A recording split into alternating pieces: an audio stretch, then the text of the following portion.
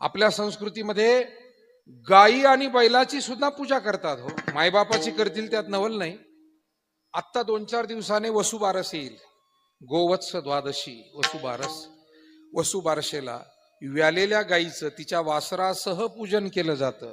नुसतं गायीचं पूजन नाही बरं, व्यालेली गाय असली पाहिजे दूध देणारी, आणि सवत्स गायीचं पूजन असं शास्त्र विधान आहे.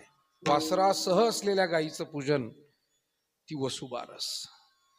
त्यानंतर बैलपोळा होऊन गेला. श्रावण मासाचा शेवटची अमावस्या, शेवटचा दिवस म्हणजे आम्ही निसर्गाचं पूजन करतो, आम्ही पशुपक्ष्यांचं पूजन. कारण ज्यांचं ज्यांचं ऋण आमच्यावर आहे आम्ही त्या त्या गोष्टीला देव मानतो. म्हणून धरण भरलं तरी जलपूजन केलं जातं, नदीला पाणी आलं तरी पाणी पूजन केलं जातं.